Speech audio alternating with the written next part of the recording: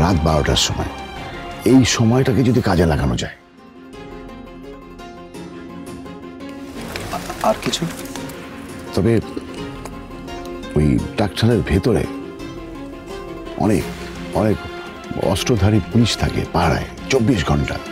আর আমরা ভারত মাতার দামাল ছেলেরা সকল প্রতিবন্ধকতাকে দূর করে জয় ছিনিয়ে আনব।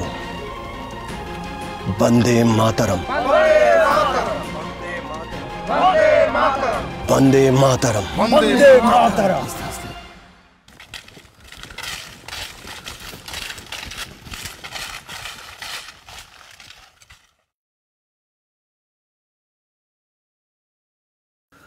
আমার কাছে খবর আছে হলিগঞ্জের টোটাল টিমটাই এই ফরেস্টের মধ্যে লুকায় থাকে।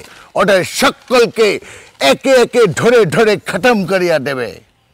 আমার রাজত্বে এই সমস্ত আমি বরদাস্ত করবে না। টোটাল ফরেস্টটাকে ঘিরে ফেলো। Yes sir. ভাই তোমরা দুজন ওদিকে যাও, তোমরা দুজন আমার সাথে আসো।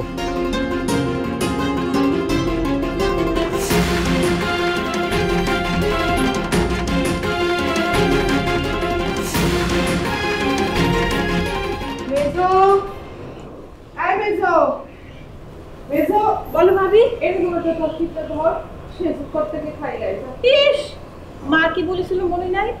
মা বলেছিলেন এই বাড়িতে মায়ের পরে তুমি বলো, তুমি খাও। মা যখন তোমাকে বলেছে এই কাজ তুমিই করবে, অন্য কেউ নয়। তোমরা না তোমার জন্য মেজো বউ। আরে কিছু হয়নি, ওই হাত থেকে পড়ে গেছে। আমি আবার মেজো বউ, বিয়ের ক্ষীর হাত থেকে পড়ে যাওয়া এ কিন্তু একদমই ভালো কথা নয়। আমার মনে হচ্ছে ঠিক কোনো বিপদ হতে চলেছে। বড়দা কি বলতেছো ভাবি? ওসব কি বলতেছো তুমি ভাবি? ওসব কিছু হবে, এমনি হাত থেকে পড়ে গেছে। আমি আবার ধরে নিয়ে আসবো, অনেকখানি ক্ষীর আছে তোর। দিদি আজকে কেউ তার কোনো খোঁজও করতে পারে না, তবে কি আমার কপাল খুললো? তবে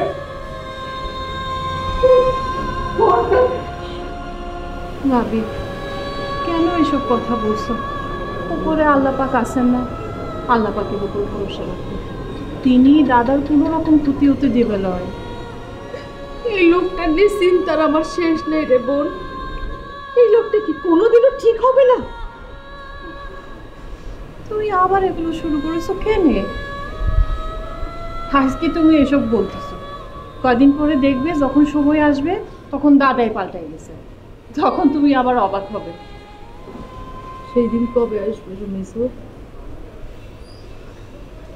আজ তোর ছোট ভাইয়ের বিয়ে, মেজো কর্তা ছোট ভাই হয়ে বাড়ির সব কিছু করছে, তার কি কোনো দায় নেই? ভাবি তুমি আবার শুরু করেছো। আমি না তোমাকে বলেছি তুমি একেবারে এগুলো ভাববে নয়।